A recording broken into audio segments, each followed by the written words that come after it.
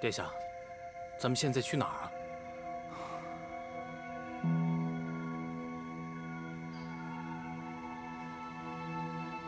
回去。啊？回皇城。这个时候要是赶回皇城，那就真是自投罗网了。莫非，殿下还有什么别的盘算？盘算？这个就是我最后的盘算。我早就暗中记下了长孙家的兵力配置。他这边若是不靠谱，这就是我最后的救命稻草。殿下英明。这人呐，若是不知道给自己留条退路，那就是逼自己在走绝路。我们回了皇城，殿下可以跟皇上说，为了江山社稷，忍辱负重，投敌查探军情。殿下毕竟是皇上的亲生骨肉，皇上会网开一面的。是，不管我父皇怎么责罚，只要我还活着，就比什么都强，对吧？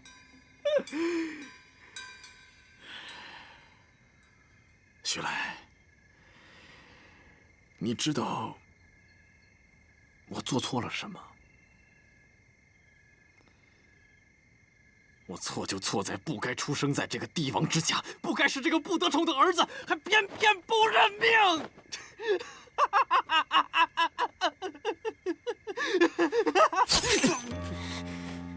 殿下，您别怪我，要怪就怪这世道不公。我跟了您这么多年，求的就是一个前程。您现在大势已去了，我总得为自己找条后路吧。德王说了，您早晚靠不住，只要您逃就杀了您。像我这种人，从来都没有什么原则，只站立场，不站是非对错。这些都是您教我的呀。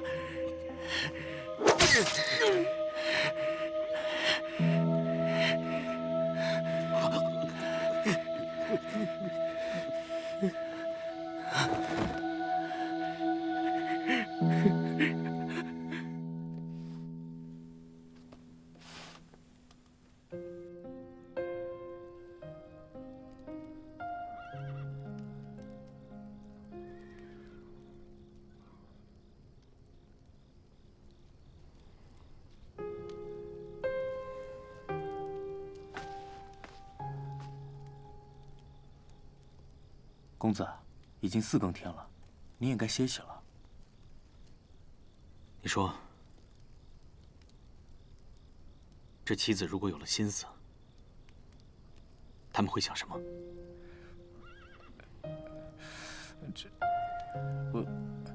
世事如棋，我们虽非棋子，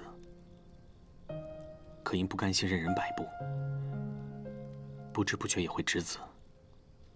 久而久之就忘了，即使屡算盈亏，也难逃这方寸之地的道理。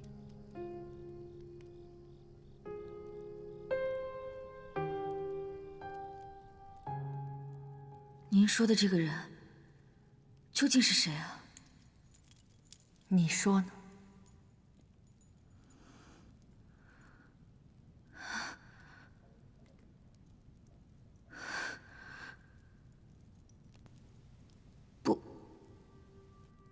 不会是我想的。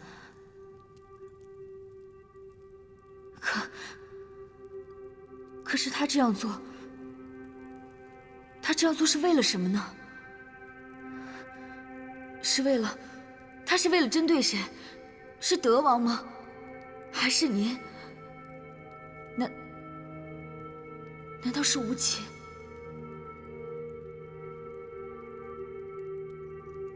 算你还有些聪明。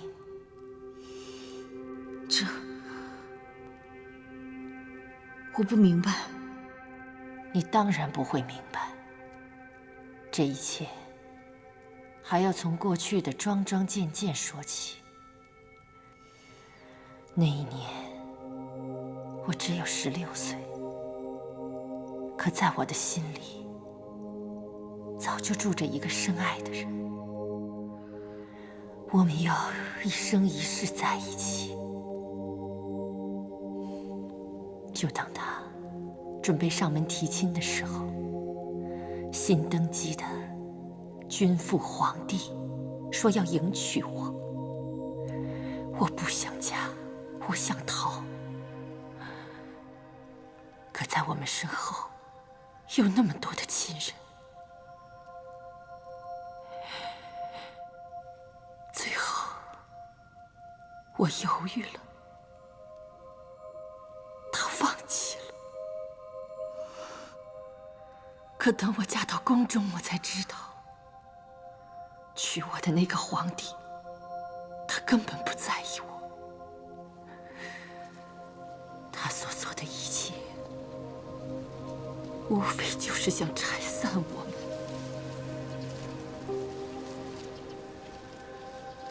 要不是为了无极，为了他有朝一日能登上帝王之位，我早就放弃这一切，随他去了。只要能跟心爱的人在一起，那些悠悠众口、世间纷乱，又算得了什么？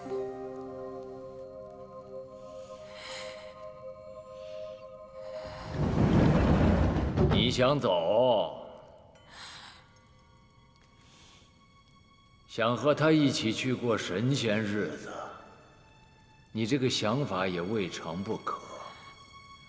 可是皇后啊，你总是把幻想和现实混为一谈。这个世道上，哪有这么多的卿卿我我？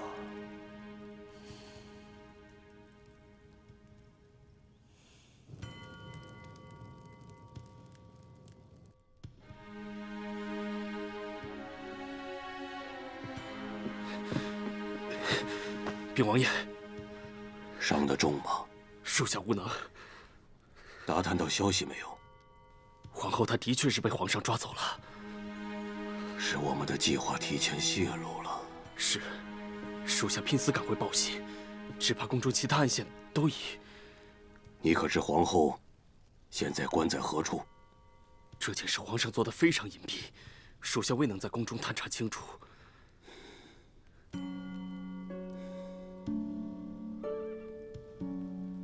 你下去疗伤吧。属下未能完成王爷嘱托，罪该万死，请王爷赐罪。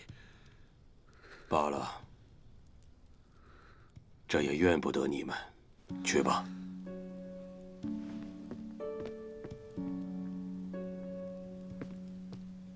王爷，太子调来的援军已经从南边隘口赶来了，单只是草草估摸一番，也绝不下30万之众，而且四面已成合围之势。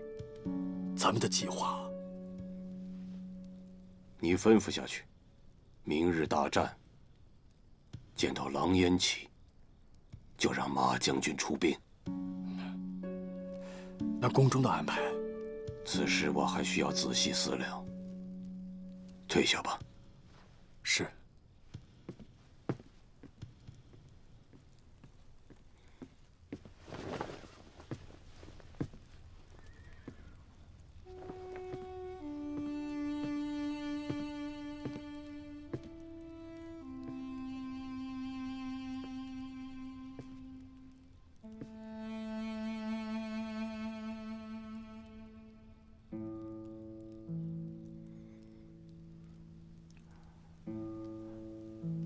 你走吧，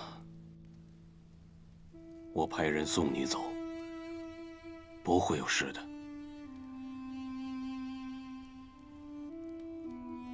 以前是我负了你，有罪有过，有报应，都该算在我的头上。是我没有照顾好你们，往后怕是再难有机会补偿了。眼下我唯一能做的，就是放你走，让你好好的活着。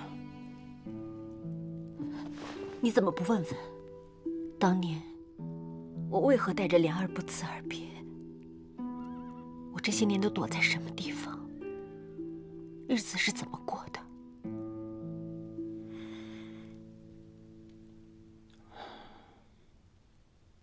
当年我负了你，你该恨我。当年没有去寻你，并非我无情，只是因为远离我，也许你们会活得更好。活得更好？你根本就不知道当年发生了什么。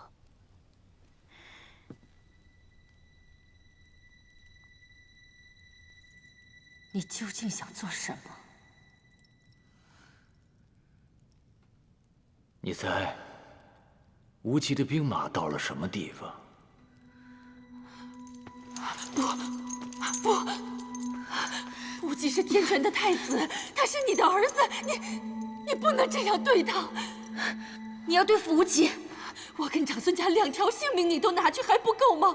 为什么要把无极给牵扯进来？他何曾有过半点过错？无极他这么敬重你，你竟然要利用他报复？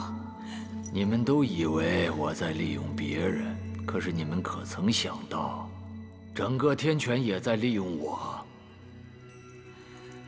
天权的君父看似权倾天下，其实不然，受制于五州，受累于万民，你们都看到了。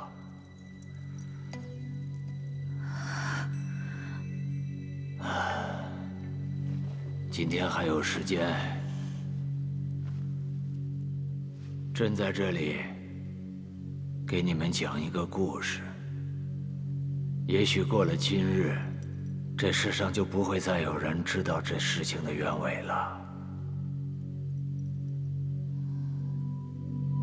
曾经有一对兄弟，一母所生，一起长大，也算是感情深厚。弟弟从小就聪明伶俐，招人喜爱，所有的人对他的爱都会增加那么一分。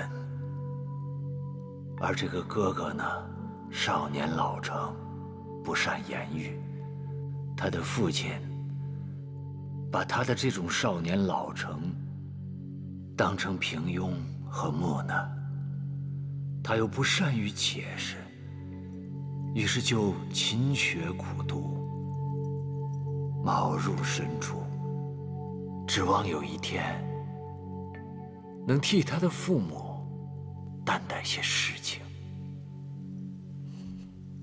猜到了吧？弟弟就是长孙家，而那个被父亲认为木讷的哥哥就是我。在今后的日子里，我的父皇从来没有掩饰过他对长孙家的倚重，这是朝野上下人尽皆知的。把我立为储君之后，一直有废了我，立长孙家为储君的声音不绝于耳。可是我的父皇终究没有这么做。扶摇，你知道是为什么吗？也许因为您的父皇他还是在意您的。原先我也是这么想的。咱们天权的皇位还真是邪乎，往前数上3、4位先帝，可都没能活过40岁。这回陛下突然病倒，定是不祥之兆啊！哎，不瞒你说，适才我瞧着陛下的样子，也就这3、5天了。即便是真的找到救命的法子，恐怕也来不及了。哎，只是咱哥俩的脑袋可千万得保住了呀！那是自然。哎，听说今日宫里刚死了人，是怎么回事啊？有人上书要改立2皇子为主，惹得陛下龙颜大怒，当即赐死。可是陛下不是一向都偏爱2皇子吗？既是偏爱，那又怎么舍得让他被那皇位的恶咒缠身呢？也对，之前我听陛下和娘娘提起过，说这2皇子啊是他的心头肉，绝不愿让他为了5州枉送性命。竟然指的是这件事。是啊，你想想，当皇储，那可只能活30多岁啊！可这样对太子来说也太不公平了吧？可是后来我才知道，父皇心里最清楚，天权的皇位是一个死局，无人可以破解，而我只是他手上的一枚棋子，被他推到了那个位置上，我最终是天权皇位上的一个祭品，一个祭品。既然您自己都知道，您为何不做选择？您还是放不下那至高无上的权利。我当然想过，我想明白了，在这个位置上，也许我不得善终，但是我除了自己的生死之外，我可以掌握所有人的生死，你的、他的，你们所有人的生死。陛下，可终归这么多年，你一直还坐在那个龙椅上啊，足见那些短寿的传闻是假的。那个传闻不是假的，是我用了几十年的时间破了这个局，可是换来的是我一生的苦痛缠身。可这又算得了什么呢？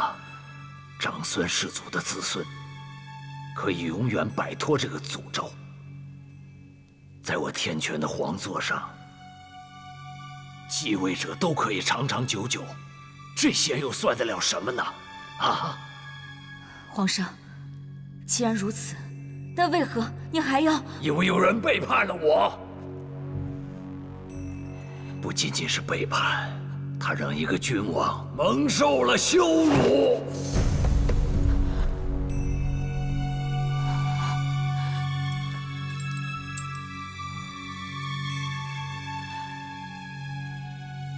原来你早就知道。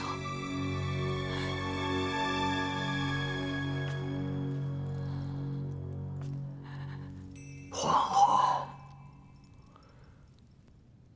我想让你亲口告诉我，无极是谁的儿子？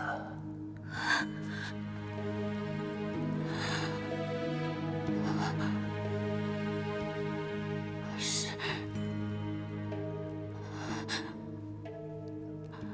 无极是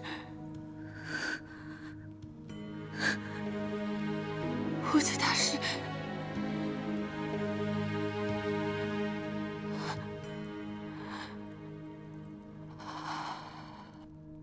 这些年，你是不是都以为我只是撞穿了你跟皇后的丑事，才一怒之下带着莲儿离开？我的确以为如此。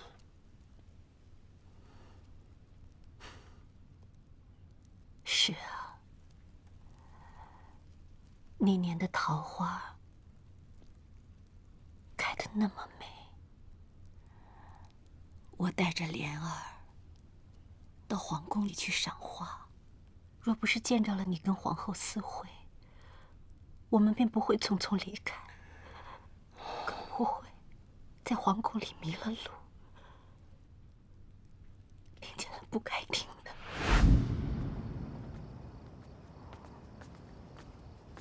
娘，我们去哪儿？娘亲，娘亲带你回家。陛下，这些年，臣妾和嫔柔没有任何过错，为何今日立做太子的人，却是他的孩子？天权的皇位向来是立贤，而非立长。无极他自幼出众，现在又被穹苍选为长清殿的弟子，把无极立为储君，实乃是众望所归啊！可是嫔柔是您的亲生骨肉啊！陛下，您明明知道，那个无极他就是个野种。住嘴！娘亲。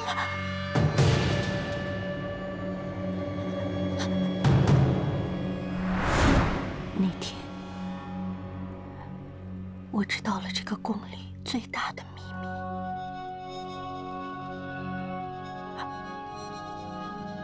我好害怕。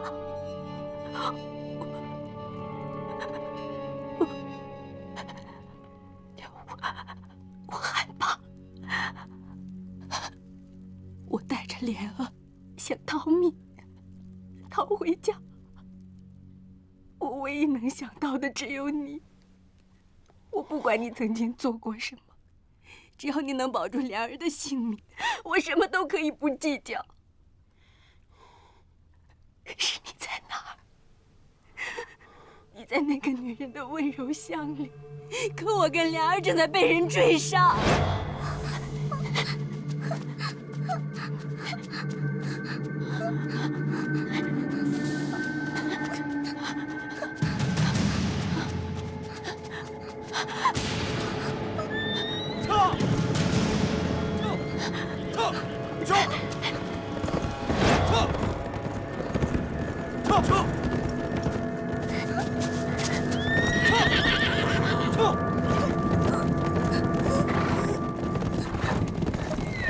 文头少长，他们就在这附近。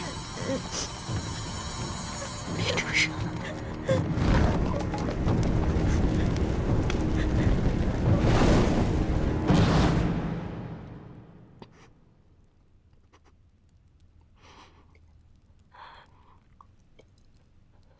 后来，飞燕店主从火里把我救了。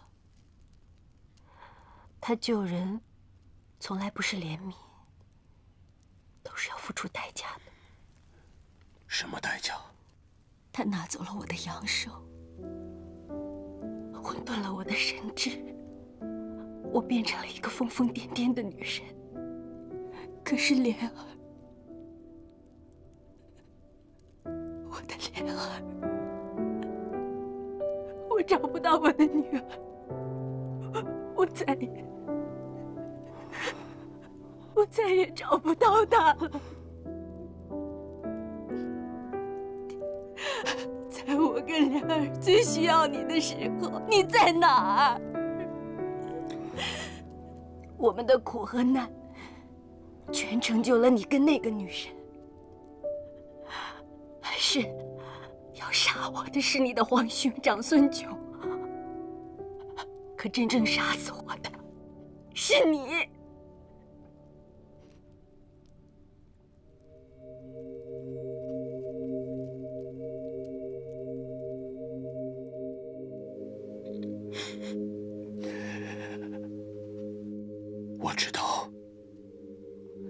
我知道，再多的解释也没用了。我不妄求你的原谅，但是当年的境况，有些时候真的是没有选择。你当然有的选择。如果一开始你没有跟皇后有染，这一切都不会发生。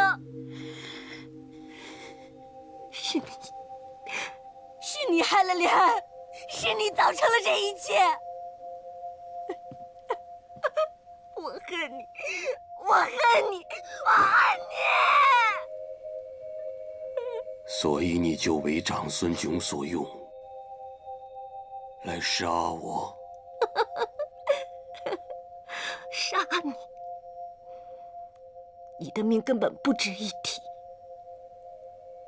长孙炯只是让我告诉你一个真相，如果我做到了，他就会告诉我莲儿在哪儿。不管他说的是不是真的，但我愿意一试。我终于可以去见我的女儿了。什么真相？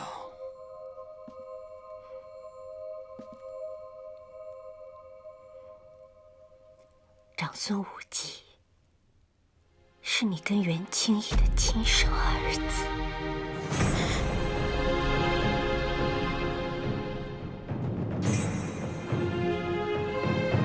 他疯了吧？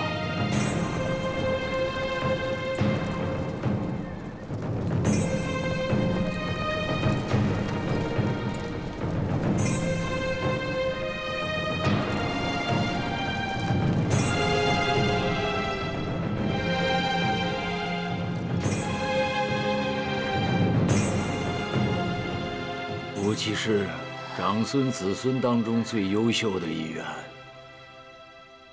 可他是那个人的血脉，为君者，我看重他，喜爱他。可是作为男人，我恨他。他毕竟不是我的子嗣。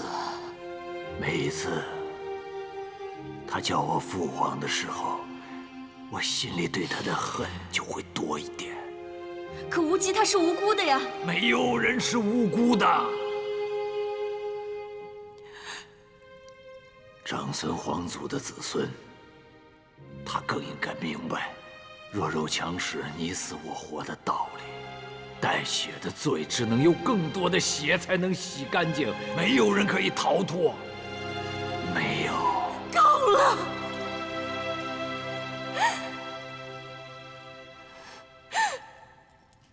除了逼死长孙家，你到底还想做什么？皇后，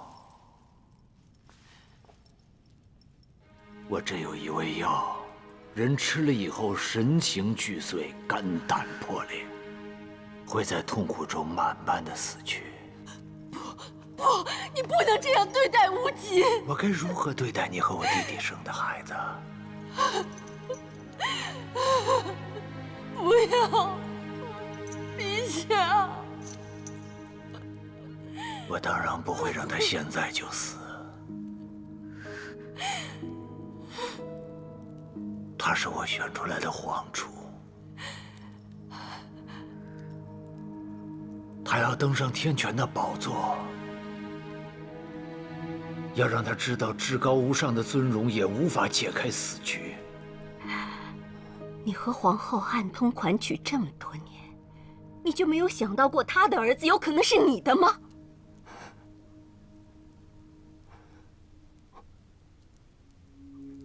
不可能！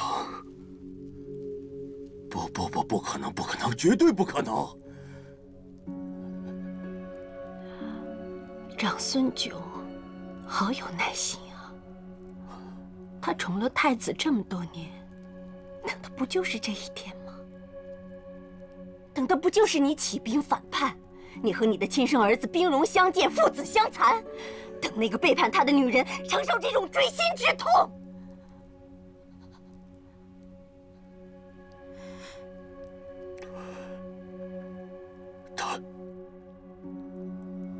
他用20年，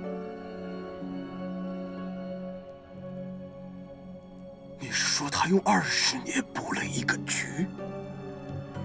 一灯九五，六亲清绝，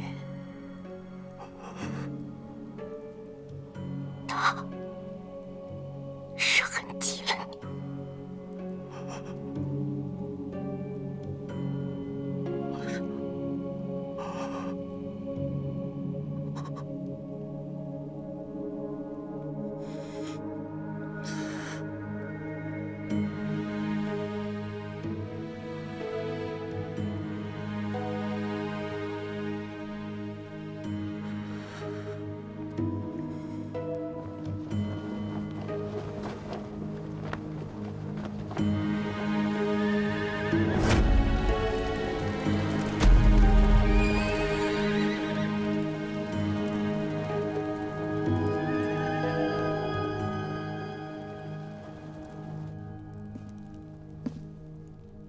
如今，你打算怎么办？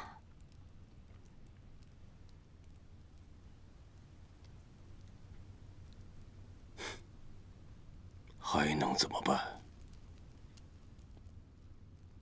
战！你明明知道那是你的亲生儿子，你明明知道那是长孙炯的圈套，你还要战？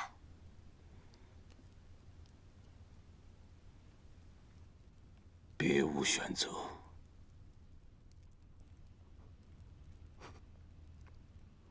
所以，为了活下去，为了你的权位，这次你连亲生儿子都不放过。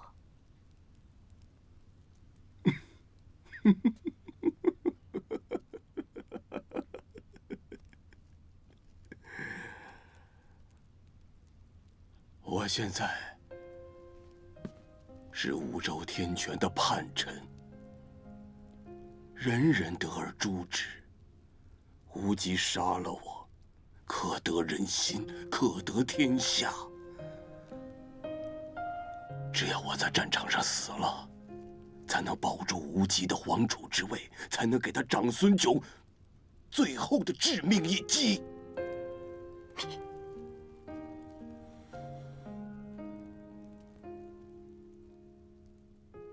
我本无杀王夺位的野心，今日这一切都是皇兄逼迫至此。既然我已经知道无极是我的儿子，那我怎会与他为敌呢？这条帝王之路，无极他必须要踩着我的尸首爬上去。这个王座从来都是沾着自己人的鲜血，无极也不会例外的。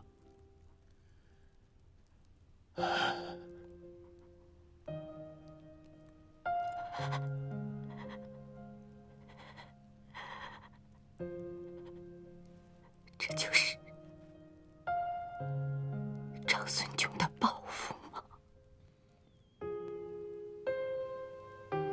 我要让他体会到异于常人的痛和伤。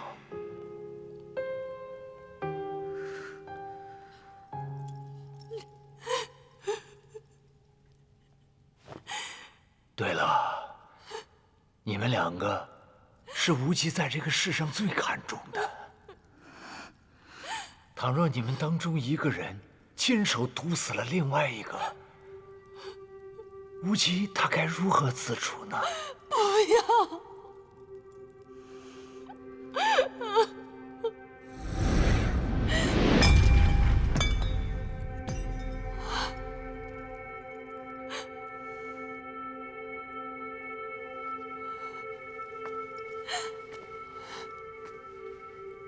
皇上，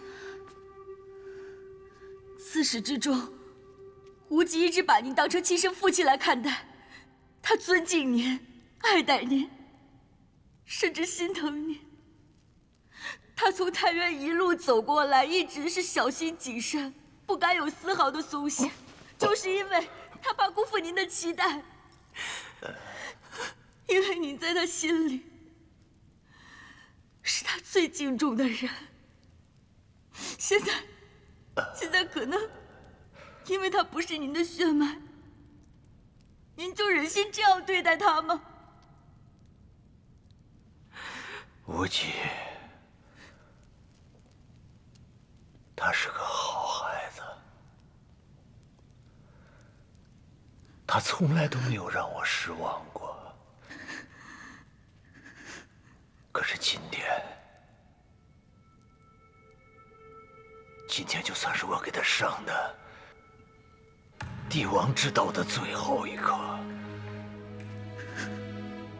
即便是众叛亲离，也要让他一个人心如钢铁，苦苦地走下去。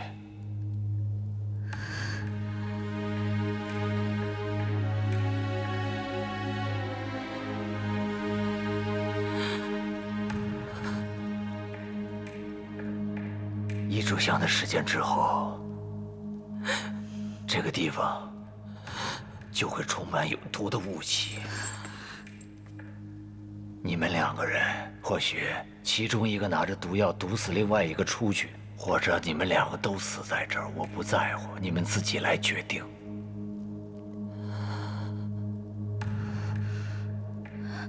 我的无极啊，你终于体会到和我一样痛苦至极的滋味了。陛下，不要啊！不要啊！陛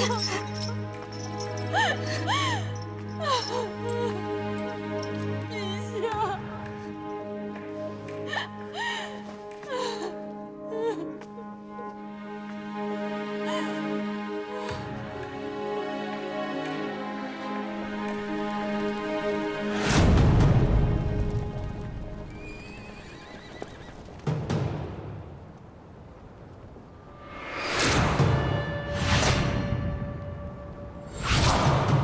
太子殿下，德王叛军已被围困，毫无胜算可言。太子殿下为何还在犹豫？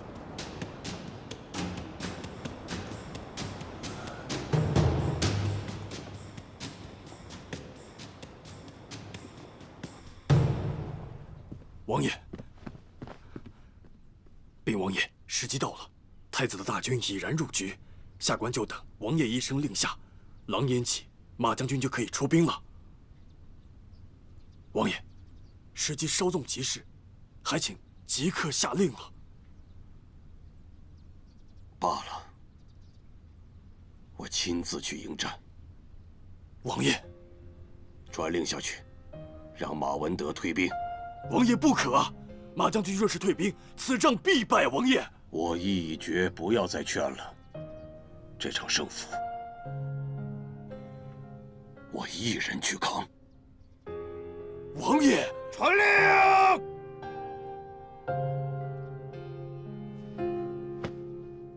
是。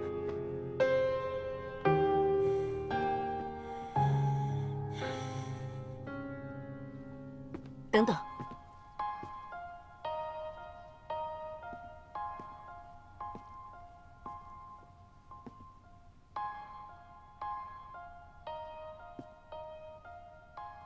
过去，你每次出征，都是我为你穿上铠甲，系上佩剑。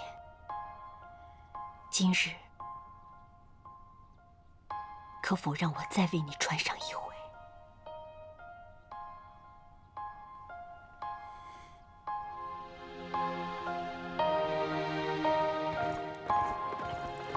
撤！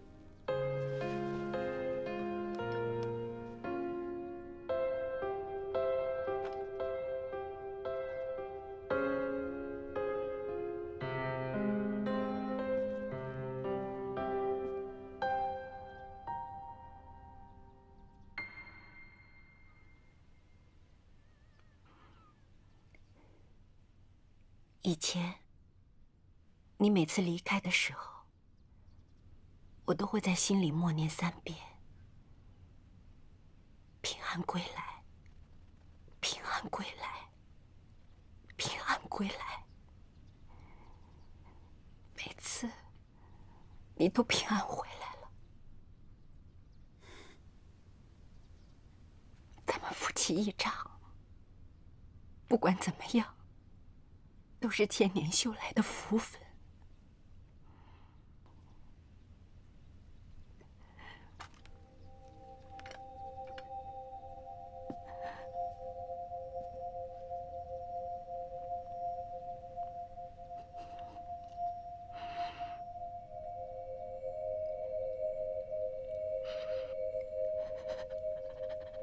可惜，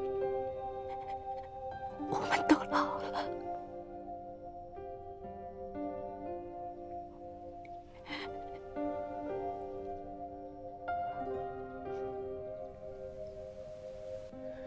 是我对不住你们。从今以后，你我恩断义绝，你有你的选择，生死富贵各有天命，你不必再顾及任何人。你的王妃已经死了。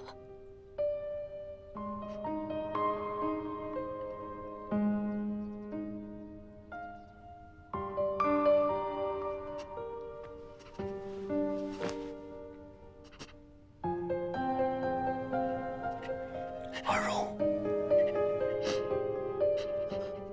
我相信咱们的莲儿一定还活着。你要找到她，无论如何要找到她。你们